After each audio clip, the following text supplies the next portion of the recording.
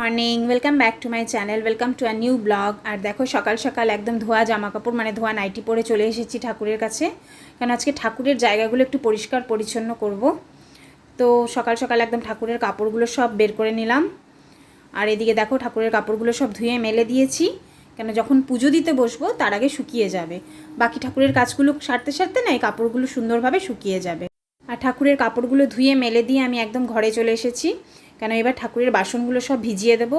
এই যে ভিম লিকুইড দিয়ে ভেজাচ্ছি, ঠাকুরের বাসনগুলো ভিজিয়ে রেখে দেবো, কেন প্রদীপের তেল টেলগুলো না ওগুলো খানিকক্ষণ ভিজিয়ে রাখলে সুন্দর পরিষ্কার হয়ে যায়।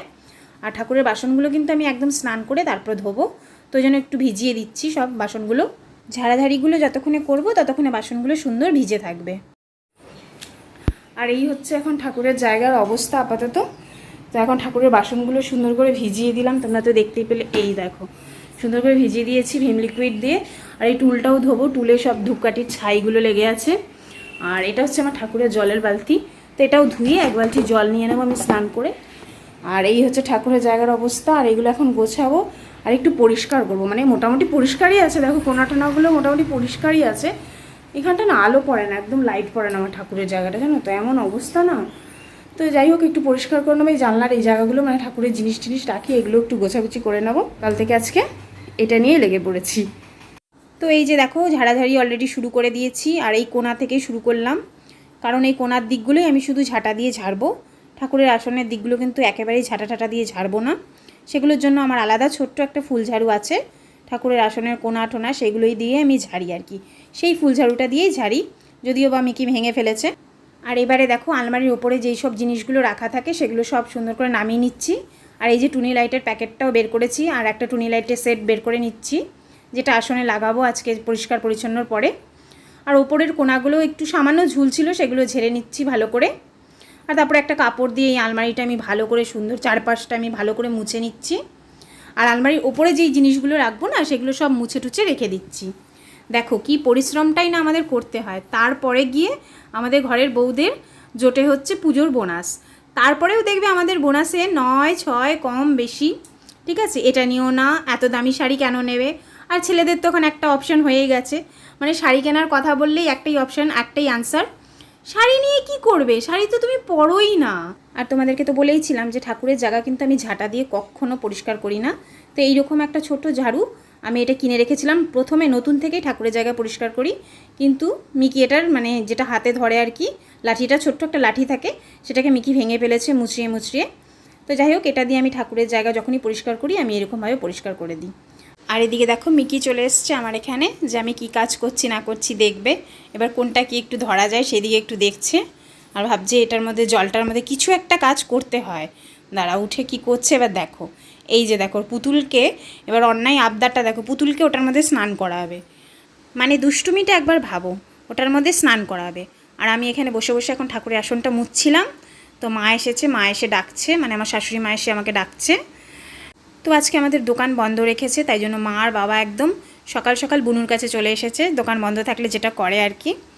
তো এখানে আমি মুছছি, ঠাকুরের নিচ টিচগুলো মুছছি আর মার সঙ্গে গল্প করছি। আর মা আমাকে বারবার বলছে বিকেলবেলা ও বাড়ি যাওয়ার জন্য, কেন মা আজকে দোকান বন্ধ আছে। তো আজকে আর কি সবার মানে আমার দিদি ভাইয়ের দিদির সবার পুজোর শাড়ি ঠাড়িগুলো কিনে সারবে আর কি, ওই জন্য আমাকে বারবার যেতে বলছে। আর মাকে আমি বলছি মা আমার বিকেলে তো হবে না, পড়ানো আছে। আর এদিকে দেখো মোটামুটি আমার ঠাকুরের জায়গাটা পুরো পরিষ্কার করা হয়ে গেছে, মোছামুছি যা যা করার ছিল সব মুছে টুছে দিয়েছি, একদম পরিষ্কার চকচক করে দিয়েছি সব কিছু, মেজে ঠেজে একদম সুন্দর করে মুছে পরিষ্কার করে দিয়েছি। এবারে সোজা স্নান করতে চলে যাব, স্নান করে একটু পুজো টুজো দিয়ে নিই, তারপরে একটু এই জায়গাগুলো সব গুছিয়ে নিই। অগোছালো অবস্থায় তো তোমাদের দেখিয়ে দিয়েছি, এবারে আবার দেখাবো হচ্ছে গিয়ে গুছিয়ে টুছিয়ে নিয়ে পুরো সুন্দর করে দেখাবো। আর এদিকে দেখো আমি ব্ল্যাঙ্কেটটাও রোদে দিয়ে দিয়েছি, এরকমভাবে উল্টে পাল্টে দিচ্ছি মাঝে মধ্যে। আর এই যে পর্দাটাও, জানালার পর্দাটাও ধুয়ে দিয়েছি, হাঁপিয়ে যাচ্ছি গো। আর এই ব্ল্যাঙ্কেটটাকে মাঝে মাঝে উল্টে পাল্টে দিচ্ছি, বেশ ভালো রোদ পড়ছে এখানটা। ছাদে আর দিলাম না আজকে, কেন নামানো ওঠানো বারবার আমাকে তাহলে ছাদে উঠে না উল্টে পাল্টে দিতে হবে।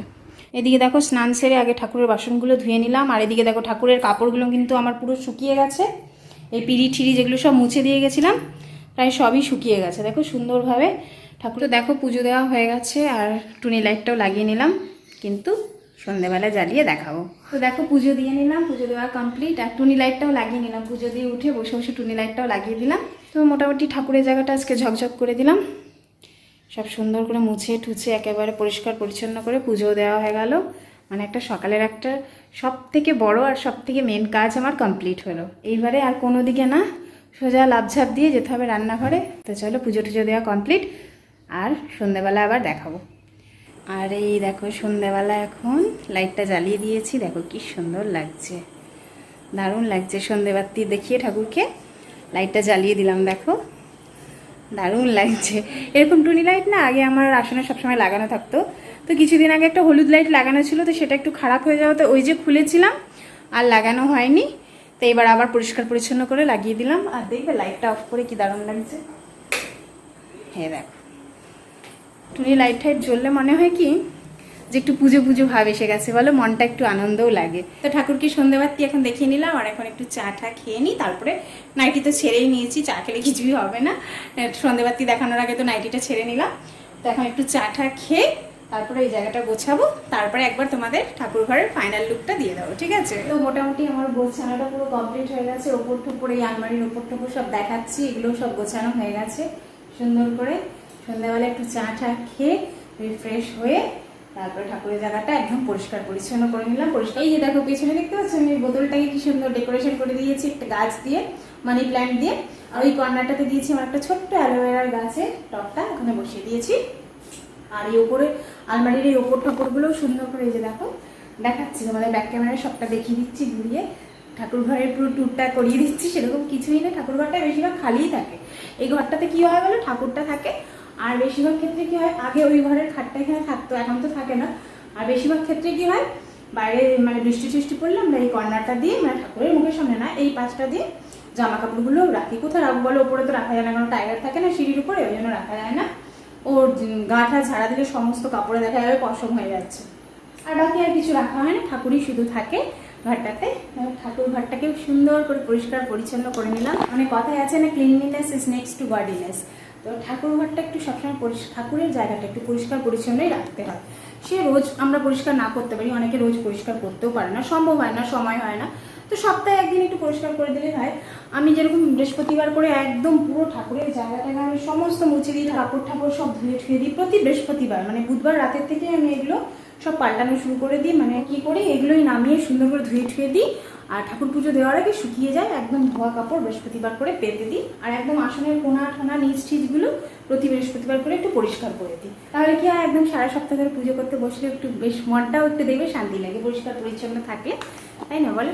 তো চলো একটুখানি ঘুরিয়ে দেখিয়ে দিই কিরকমভাবে কি রেখেছি, কিরকমভাবে গুছিয়েছি। চলো যাকে একটু ঠাকুর ঘরটার একটা ট্যুর হয়ে যাবে। আর এইটা হচ্ছে এমন একটা জায়গা, যে কোনো ঘরের যে কোনো বাড়ির ঠাকুরের স্থানটা হচ্ছে এমন একটা জায়গা যেখানে আমরা আমাদের সুখ বলো, দুঃখ বলো, আনন্দ বলো, দুঃখ বলো, বেদনা বলো, যা বলো সমস্তটা কিন্তু ঠিক এখানটায় এসেই আমরা মাথাটা নিচু করে, এখানটায় আমাদের মাথাটা একদম পুরো ঝুঁকাতে হয়, ঝুঁকিয়েও রাখি আমরা। আর সব কিছু আমরা কিন্তু এই একমাত্র এই জায়গাটাতেই আমরা সমস্ত কিছু দেখবে মানে মন খুলে বলতে পারি, শেয়ারও করতে পারি যে দেখো ঠাকুর আমার এটাই দুঃখ, এটা সুখ, এটা আনন্দ, এটা কষ্ট, সবটাই বলতে পারি বলো। তো এই জায়গাটা একটু নিজের মতন করে সাজানো গোছানো থাকলে কান্না ভালো লাগে। চলো এক ঝলক দেখে নাও আমার ঠাকুর ঘরটা কিরকম কীভাবে রেখেছি আর কিরকমভাবে গুছিয়েছি, এক ঝলক দেখে নাও। তো এই হচ্ছে ঠাকুর ঘরের দরজা দিয়ে ঢুকলাম। আর এই যে কর্নারটাতে আমার ঠাকুর থাকে, তোমরা তো আশা করি ব্লগে দেখতেই পারো, এখানে বসে আমি পুজো করি, এখানেই আমার ঠাকুর থাকে।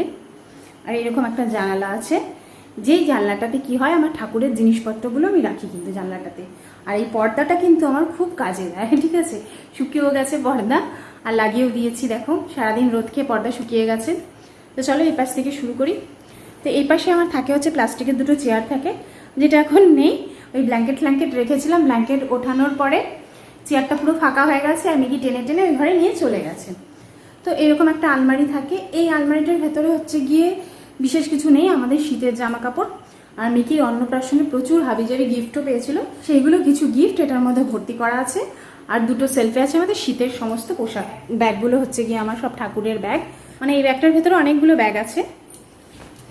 এই যে দেখো বেশ অনেকগুলো ব্যাগ আছে নতুন নতুন, যেগুলো আমি ঠাকুরের জিনিসপত্র আনার কাজে লাগাই আর কি পুজো টুজো হলে।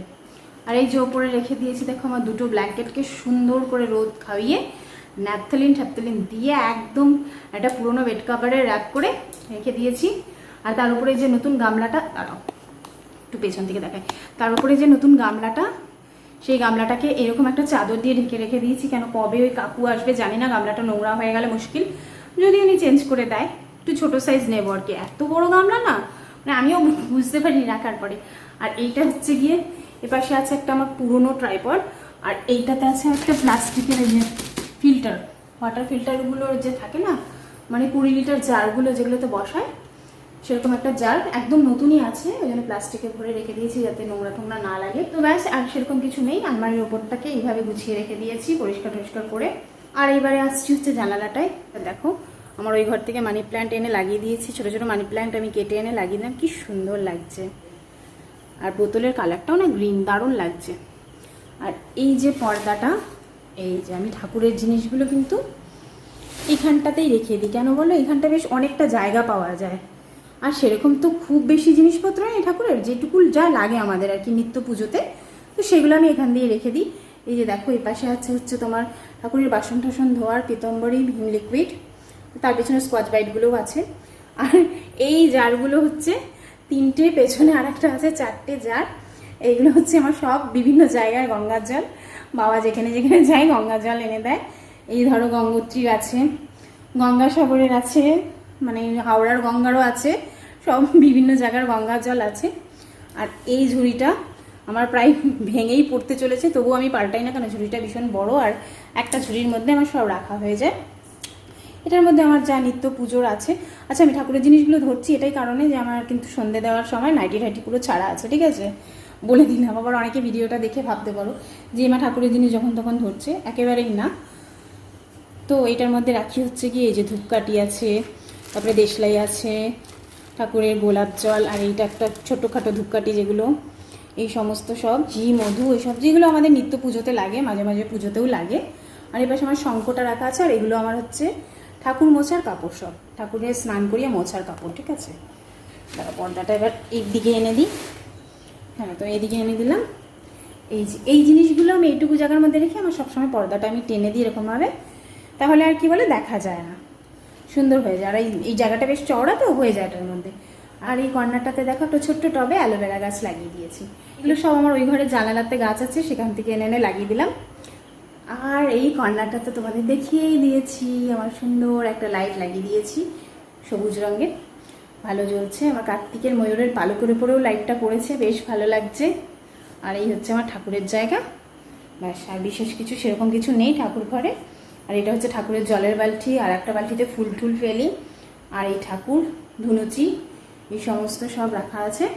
এই হচ্ছে এই পাশ থেকে ঘুরে এই ঠাকুর। আর এই পাশে তো কিছু রাখি না, ঠাকুর আছে না, এই পাশটা কিছু রাখি না, শুধু এই ঠাকুরের বালতিটা, যেটা আমি সব ঠাকুরের বাসন টাসনে ধুই। এগুলো সব ঠাকুরের জিনিস, ওই জন্য এখানে ঠাকুরের আশেপাশে রাখা আছে আর কি। আর এই পাশ দিয়ে দরজা দিয়ে বাইরে যাওয়ার। আর এই পাশের দেওয়ালটা বা এই পাশে কিছু রাখা হয়ও না আমাদের, কেন এটা দিয়ে যাতায়াত করতে হয় আমাদের, ওই জন্য এই পাশে কিছু রাখা থাকে না, বাস বেরোলেই দরজা। তো বলো, আমার এই ঠাকুরের জায়গাটা পরিষ্কার পরিচ্ছন্নতা করা আর এই ছোটোখাটো গোছানোটা তোমাদের কীরকম লাগলো? আশা করি সবার ভালোই লাগবে, কারণ ঠাকুরের জায়গা, ঠাকুরের স্থান কারো খারাপ লাগতে পারে না। তো যাই হোক, এরকমভাবে ঠাকুরের জায়গাটা আজকে পরিষ্কার পরিচ্ছন্ন করে নিলাম। আর সঙ্গে ঘরটাও পরিষ্কার হয়ে গেল বেশ সুন্দর করে। সকাল থেকে ভেবেই রেখেছিলাম যে আজকে এই কাজটাতে লাগবো, ঠিক আছে। তার ফাঁকে ফাঁকে তো সমস্ত ঘরের কাজ করতেই হয়, রান্না বান্না মিকি তো আছেই। তো এইগুলো সব সেরে ফেললাম আজকে। তো সন্ধ্যের পরে একটু এই জায়গাগুলো একটু গুছালাম, আর এই ওপরটা একটু সন্ধ্যের পরে একটু ঠিকঠাক করলাম। না, সারাদিন পরে একটু সময় আছে, এগুলো একটু সেরে ফেলি। চলো আজকের ব্লগটা এখানে এন্ড করছি। সবাই কিন্তু ভিডিওটা দেখো, আর হ্যাশট্যাগ করে দেখো না প্লিজ। আর সবাই একটু ভালোবাসা দিও, একটু সাপোর্ট করো। যারা এখনও আমার চ্যানেলটা সাবস্ক্রাইব করোনি তারা অবশ্যই আমার চ্যানেলটা সাবস্ক্রাইব করে দিও। যারা এখনও ফলো করোনি আমার চ্যানেলটা একটু ফলো করে দিও। তাহলে চলো আজকের ব্লগটা এখানে এন্ড করছি। ঠাকুরের স্নান থেকেই শুরু করেছিলাম, ঠাকুরের স্নানে এসেই শেষ করছি ব্লগটা। সবাই ভালো থেকো, সুস্থ থেকো। দেখা হচ্ছে নেক্সট ব্লগে, নতুন ব্লগে। চলো টাটা।